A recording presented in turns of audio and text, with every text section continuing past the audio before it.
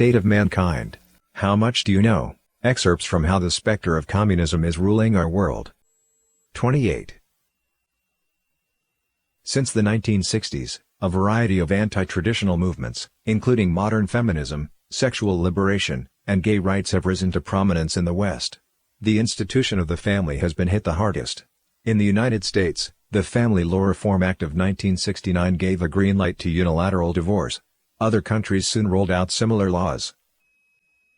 In the United States, the divorce-to-marriage ratio more than doubled from the 1960s to the 1980s.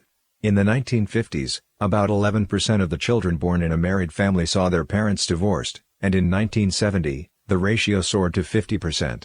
According to the U.S. Centers for Disease Control and Prevention, CDC, more than 40% of newborn infants in the United States in 2016 were born out of wedlock. In 1956, this figure was less than 5%. In traditional societies in the East and the West, chastity in relations between men and women was seen as a virtue. Today, it's thought to be quaint and even ridiculous. The same-sex marriage movement, accompanied by the feminist movement, has sought to legally redefine the family and marriage. A law professor who is currently a member of the U.S. Federal Equal Employment Opportunity Commission initiated a declaration in 2006 called Beyond Same-Sex Marriage, a new strategic vision for all our families and relationships. It advocated that people form any sort of new family, according to whatever desires they may have, including polygamous marriages, joint homosexual couple families, and so on. The professor also argued that the traditional marriage and family should not enjoy more legal rights than any other form of family. In public schools, premarital sex and homosexuality, which were regarded as shameful for thousands of years in traditional society, have not only been instilled as normal, but in some schools, they are even tacitly or explicitly encouraged. In this view, a child's sexual orientation should be freely developed and chosen, with the obvious result of an increase in homosexuality, bisexuality, transgenderism, and so on.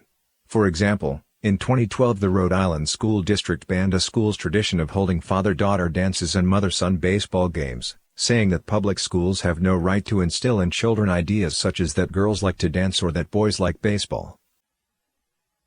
The trend toward gradual destruction of the traditional family is now obvious.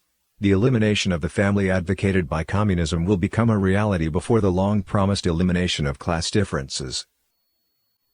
In Western societies, there are many aspects to the destruction of the family. This includes the impact not only of feminism, sexual liberation, and the homosexual movement, but also the broader social backdrop of left-wing advocacy, progressivism, and the like, all of which are claimed to be under the banners of freedom, fairness, rights, and liberation. These ideas are buttressed explicitly and implicitly by laws, legal interpretations, and economic policies supported by fellow ideologues.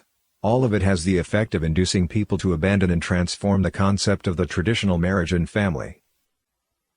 These ideologies originate from the beginning of the 19th century and are deeply infused with communist factors.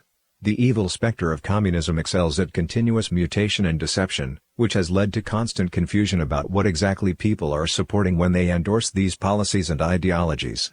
The result is immersion in a worldview whose parameters were set by communist ideas. The tragic situation today, the degradation of the traditional family and people's confusion about the true nature of this trend, is the result of the meticulous planning and gradual implementation of the spirit of communism over the past 200 years.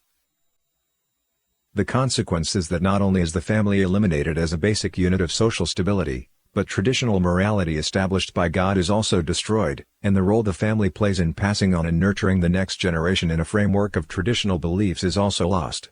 Thus the younger generation is unconstrained by traditional ideas and beliefs, and become playthings for ideological possession by the communist specter.